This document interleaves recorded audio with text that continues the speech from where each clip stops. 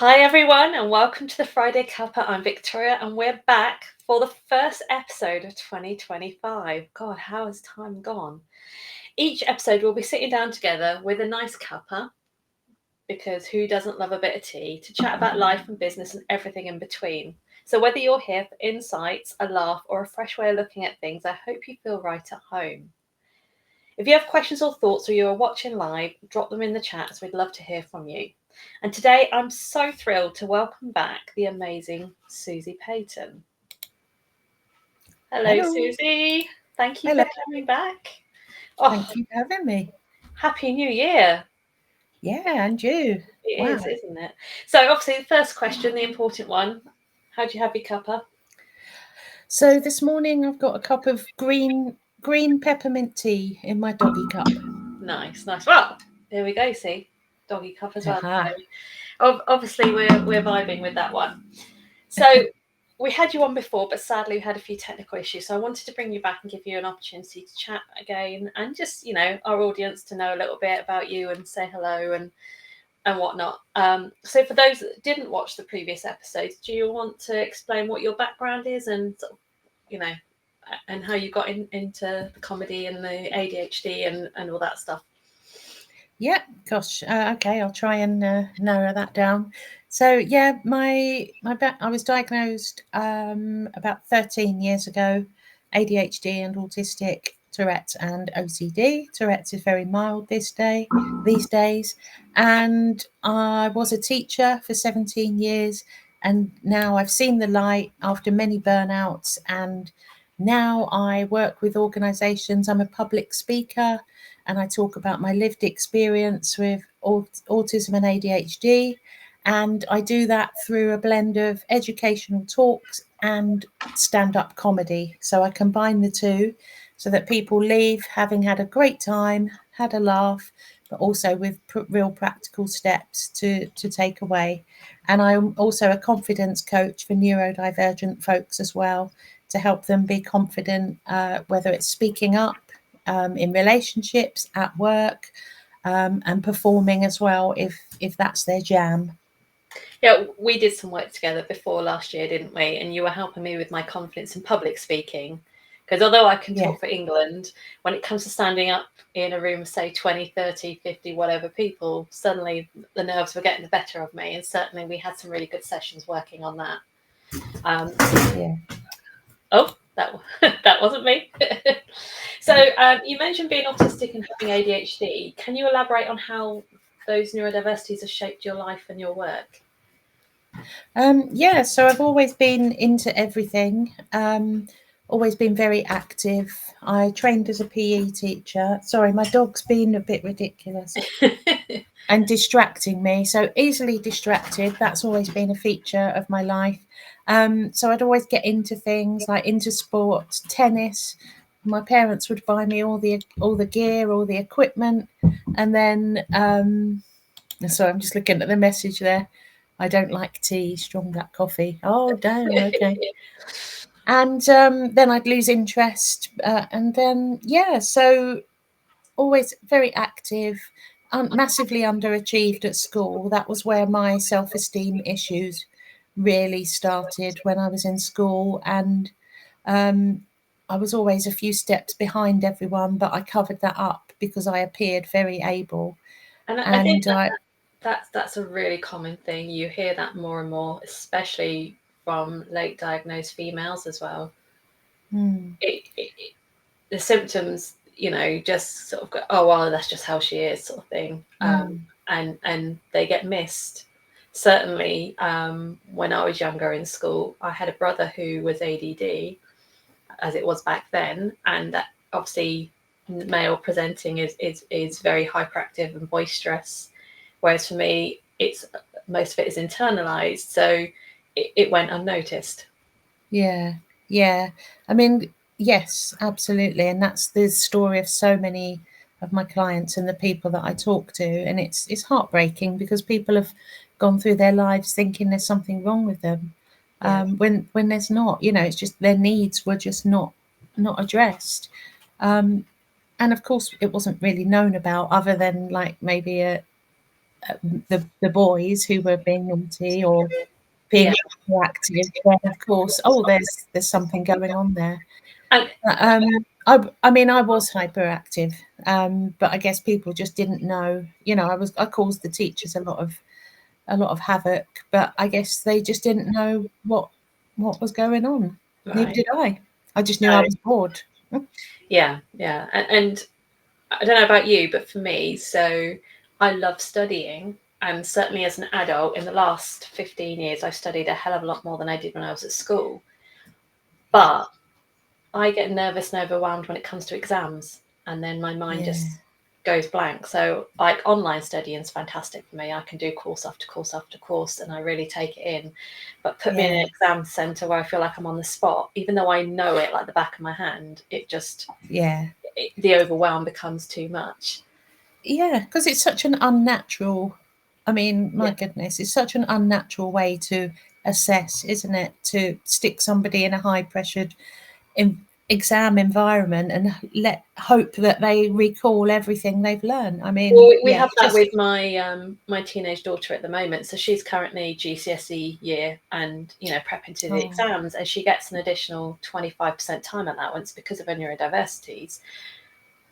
But she doesn't want to use it, if that makes sense. It's a bit of a weird one. She yeah, go, "Oh, I've sat there, I've gone through the questions, and she just wants to get out of there. She doesn't want to sit there for yeah, an extra 25% longer than her friends. She just wants yeah. to get in, get done, and get out. And sadly, that's just how things are. Um, you empower people to support their loved ones who are neurodivergent. Can you share some actionable tips for our audience on how to create a more thriving environment for them? For loved ones, yeah. I mean, it's well, I say it's simple. I guess it's simple in my mind. Um, the the subject of language and communication, Yeah. I think a key thing for me and a key frustration and a key thing to learn is to learn to be direct and clear in Yeah. your communication. So I was just literally just watching a video of an event that I just did, telling a story. I was raising neurotypical awareness, because we need to be aware of the neurotypicals. And I said, the example I gave was, if you want something, ask for it. Don't, like, I was in the workplace years ago and somebody said to me, "Oh, it's really hot in here, isn't it?" And I was like, "Yeah, it is." Carried on typing. And then she said, "Oh, I'll open the window then." And Yeah. I was like, "What? Why didn't you just ask me to open the window?" People have to learn to just say what they want and Yeah. say what they mean. You don't I know people I think people think they feel a bit bossy or grumpy, but you can still say it. "Oh, Susie, would you mind opening the The, window, the, please?" the directness is one of my autistic traits, and it has got it unfortunately can rub people up the wrong way. A neurotypical won't necessarily understand that that's just how we're wired and how we do Mm, things. But it's interesting what you're saying about talking directly. So one thing we always did as parents, specific, especially when our children were younger, was we would get down and talk to them on their level and always talk directly and clearly with them. And mm, so there was really good communication in that respect. And I have a nephew who struggles with autism and certain things and gets overwhelmed quite easily. So sometimes just going to his level and staying calm and talking to him, just slow it down a little bit and talking to him directly really helps the situation, rather than getting frustrated and upset because he's wailing his arms around and getting mm. he's got all these emotions he doesn't understand, and he's trying to process them and let them out, and actually getting upset with him isn't going to help that situation. and Yeah, and as embarrassing as it is to the parent or whoever's with him when that's happening, he's not doing that to embarrass you. He's doing that because he feels dysregulated, and he needs calming and understanding and patience. yeah. And that's the exact same with adults as Yeah. well, who are perhaps getting dysregulated or distressed. So exactly same situation, whether it's your loved one or your work colleague or somebody you're working with, is to really remain calm. I think that's such a good piece of advice, because as soon as if you're distressed and somebody else shows annoyance, shows frustration through their voice or through their body language, then that can really escalate things. So keeping calm and not taking it personally, which is what a lot of people do as well. They do, yeah. Yeah, no, I 100% get that. That's part of the reason I wrote a guide on neurodiversity in the workplace, and they were just explain. It's a really useful guide that explains to potential employers some of the things that their neurodivergent employees may be experiencing, and simple things that you can do to make that fairly cost efficient to make it a better workplace. For example, lighting. Harsh fluorescent lighting can be an issue for someone who's neurodivergent. So changing the bulb, something as simple as that, to something a bit softer, a bit easier, Yeah, can make you feel better. yeah, Having a quiet space.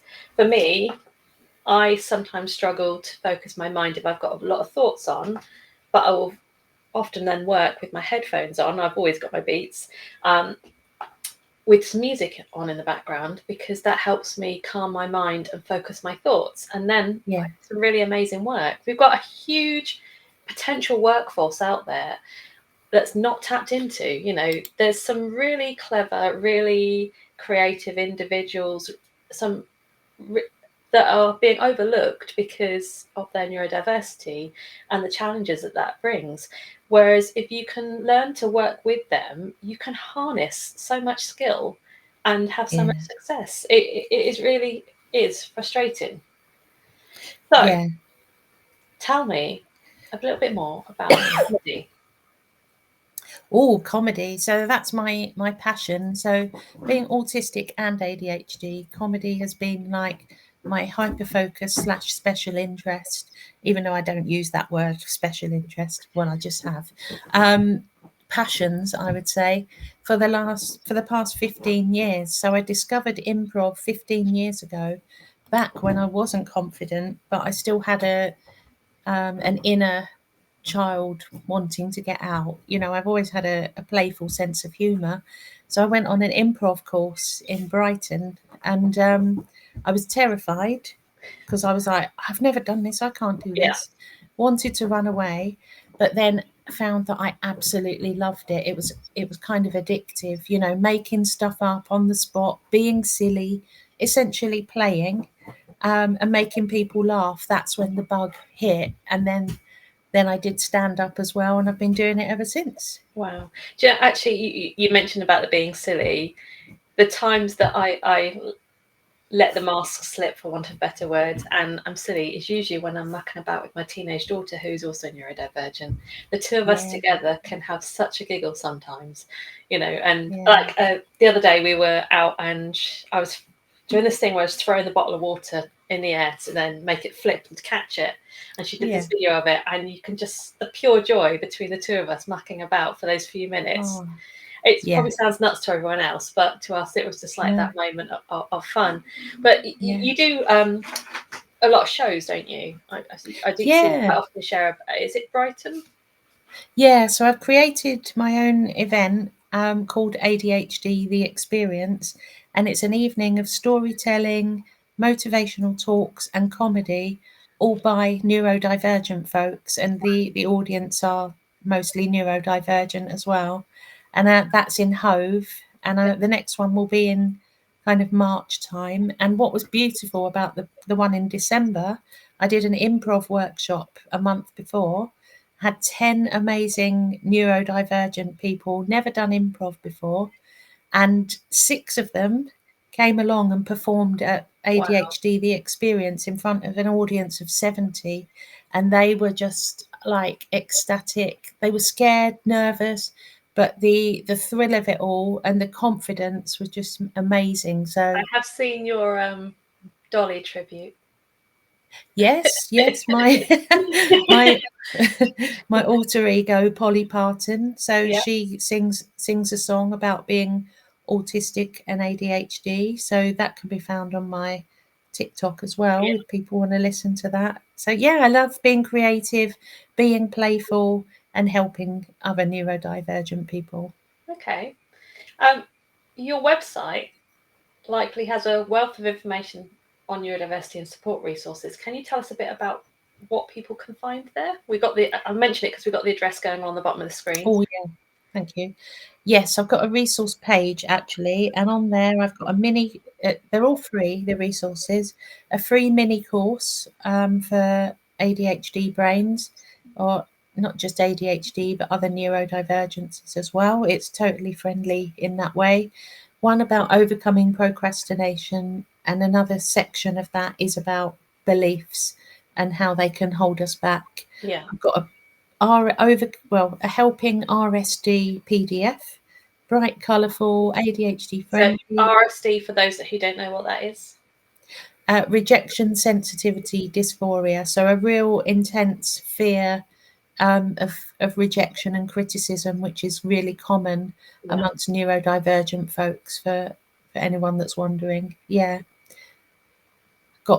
I've got a free Facebook group. I've got a meetup group, although that's not on the website yet, and that's in Brighton on the third Thursday of every month. If anyone wants to come to that, let me know. I've got a podcast as well, which you have been on, haven't you, I was Victoria? very happy to come on and be a guest. I felt very welcome. Yeah. So I've got plenty of resources. Just to head over to susipayton.com and take what you want. So when we messaged before and you sent me your bio, and it's probably not going to bring up now, you mentioned being award-winning. Yes, so that was the F Entrepreneur I Also 100, which that's a mouthful.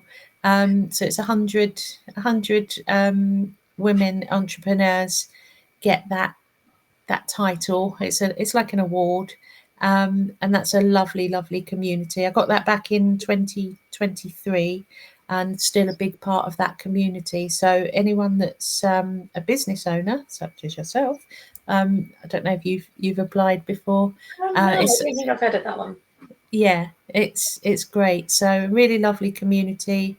Often found networking at the House of Lords, which I love. I love going up to London, and yeah, I just love my business.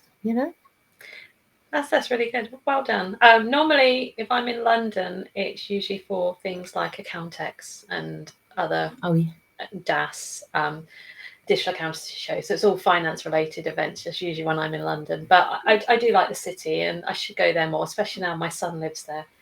Yeah. I just haven't had a chance to. It's life is quite chaotic.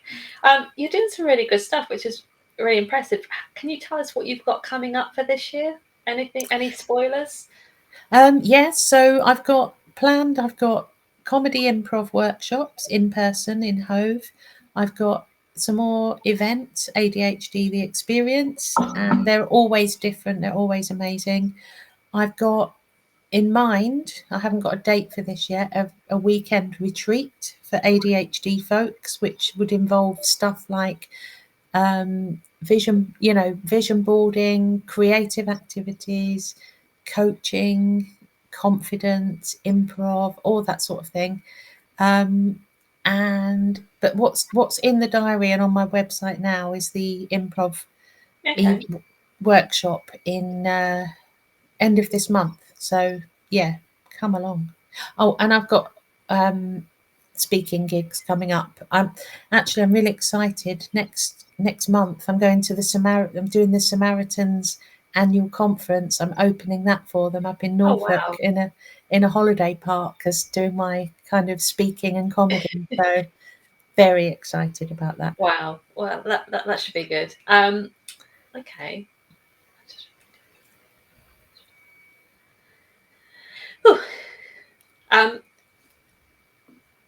What has been the most common theme you get from your coaching clients? What's the most common issue that you get? There's quite a few issues, but I would say that a common thread is the low self-esteem, the inner critic that's really harsh, and people, sadly, until they work with me, believe that that's the truth, that their inner critic tells them that they're no good, they're silly. And I've managed to work with my inner critic and recognize that it's It's just that part of my brain that's trying to keep me safe. Yeah, So the negative self-talk is one of those neurodivergent symptoms that people don't talk about that often, but it is really common. yeah, I mean, every human on the planet has an inner critic. I think it's especially amplified for us neurodivergent folks. And what I want to tell everyone, and this is part of my mission, is that it's not the truth. It's kind of just saying stuff to keep you safe, and you can change it. You know. I think one thing that I always find interesting, and you get different responses, is people label neurodiversity as a disability. And in one respect, it is, but then at the same time, that means you're looking at it from a negative perspective. And I know some people don't like this term, but so when I talk to my daughter about it, I try and say, what is your superpower? It's what makes you different.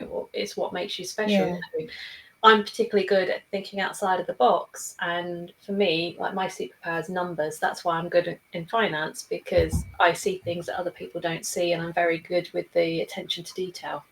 But so it's always interesting when we spoke briefly, mentioned, you know, the negative self-talk, it is how it's worded and how it's placed in terms of how it's viewed from a neurotypical perspective, I suppose, how it's labelled. And no one likes to be labelled. Obviously, people do label themselves, but sometimes those labels can have a detrimental effect, and they can't. You know, they're not always helpful.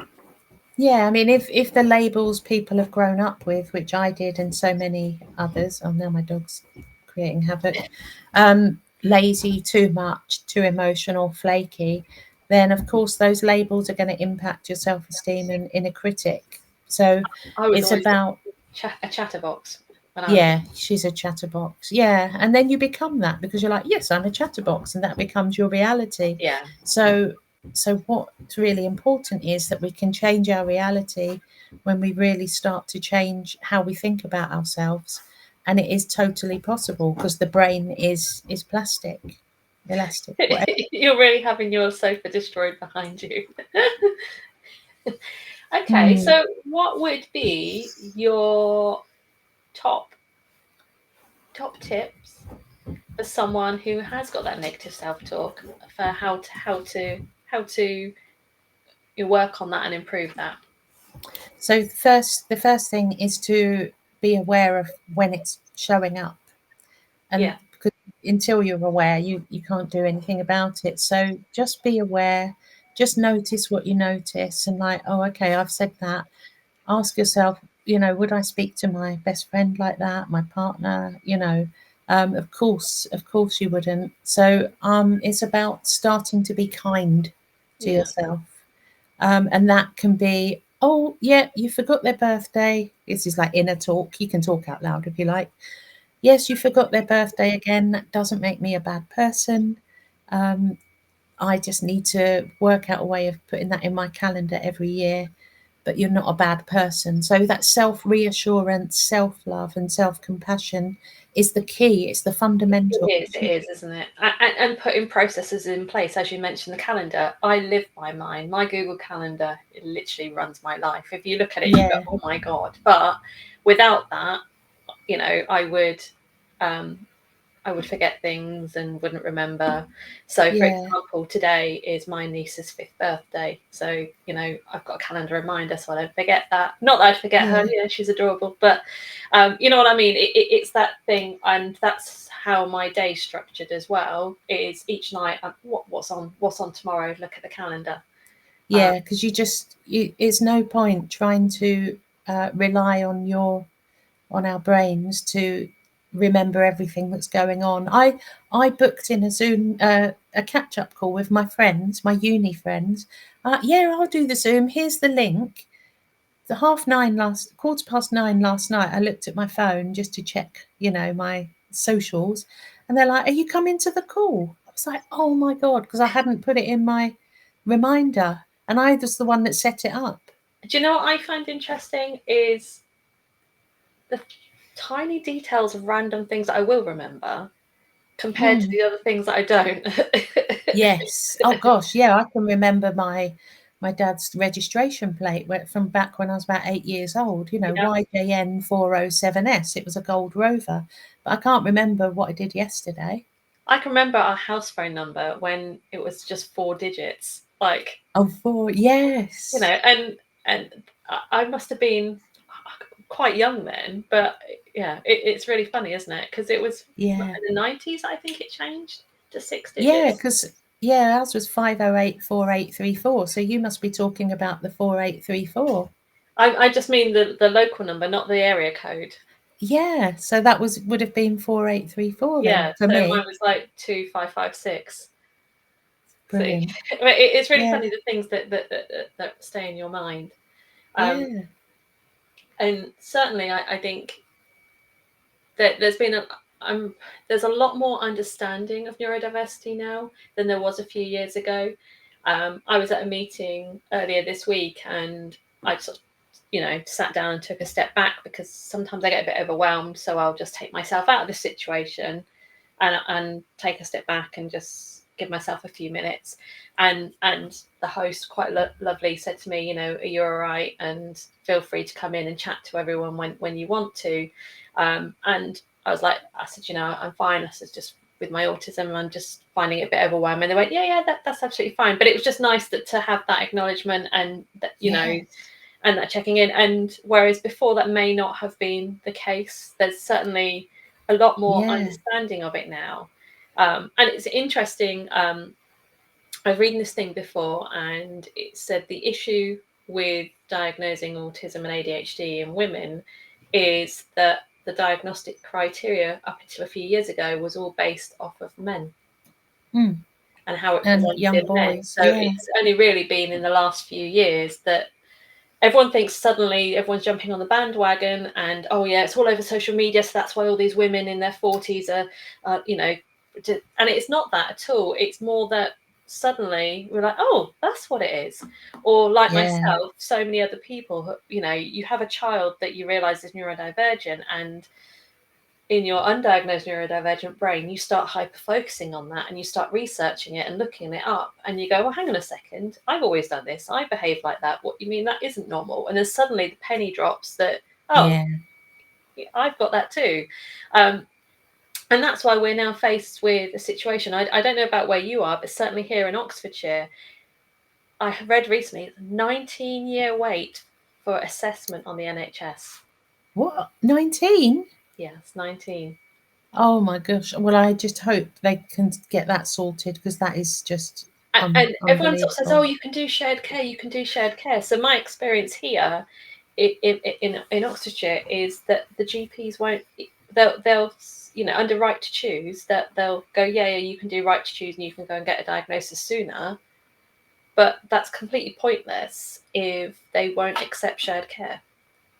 So And that, yeah, and I think it's important to say that that's where if people want to be medicated, because not everyone yeah, no. does, but So if you wanted medication and they don't do shared care, then that's just out of yeah, range because it's cost a fortune, doesn't it? it does.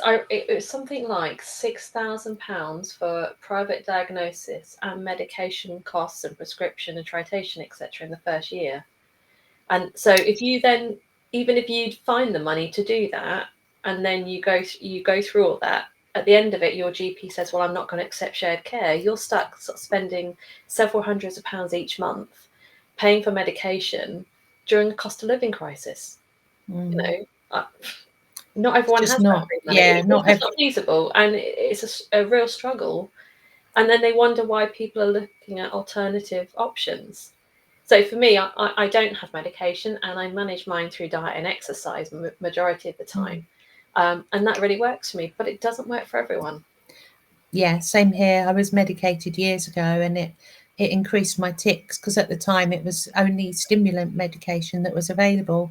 Right. And it was it helped my brain, but also I was working in a school and it was horrible and it was hectic and I needed that.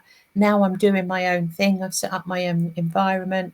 I manage it through what I eat and exercise and all the self-love, the Yeah. self-talk, makes a difference. Because if you're talking to yourself in a really harsh way, that's going to make your symptoms worse because you'll feel terrible, you know. So, but not You will. everyone. Yeah, it's not for everyone. I think one of the things that I keep hearing, or certainly one of the themes that seems to be running through, is compassion. Mm. You know, when it, and there's different stages, isn't there? So there's like the, oh my God, I've got ADHD. And then there's coming to terms with it. Then there's this sort of like anger that you've got this condition and, well, why wasn't this noticed or spotted before? I mean, literally in my household, for example, because I had a sibling that was male sibling that was presenting, my mum was like, oh, you can't have this, you can't have that, because the way that when we were growing up, the way they thought of ADHD was how he was, not necessarily internalized like we are now. So there's those legacy issues as well, isn't there, in terms of the way that people view it. But I'm pleased that there's so much more of an understanding, and certainly last year it was all over social media, a lot more than it has before. Mm. And the more that people understand it and the more that the word spread, I think the better it can only be, because then the more understanding there is. But yeah, compassion does seem to be, the big key word, I think. And not necessarily for other people, even just compassion for yourself. Absolutely, it has to start with yourself. And because what's happened is, there's a bit of echo on my thingy. As ADHDers, we tend to also, a majority of us tend to be people pleasers and put other people first, and then that's led to burnout and all sorts of things. So by putting yourself first, it's not selfish, and that's what I want people to know. Because if you put yourself first and look after yourself, then you're going to be able to look after your family and spend time with your friends. You know, it's not selfish. And sadly, our culture has kind of given us this false idea that you've got to look after everyone else first, and it's just not true. Yeah, it's the case. Well, thank you so much for chatting with me today. I'm just going to share the link here, and I will just share. Coming up on the 24th of January, I have two amazing ladies coming on, Lisa Jane Gray and Jen Williams, and they're coming on to talk about their new project, The Courting Club. So the Courting Club is an alternate option to dating for those who are 35 to 55. And these beautiful ladies are going to come on and chat about that. So thank you for being here today, and thank you for listening along. And I wish you all the best and hope you have a great day. And if you want to contact Susie, her website is suzipayton.com. And if you are watching live or you want to watch it on catch up, you can follow us on YouTube. It's at the Friday Cuppa, and we shall see you on the 24th. Thank you. Have a lovely day. Thank you. Bye.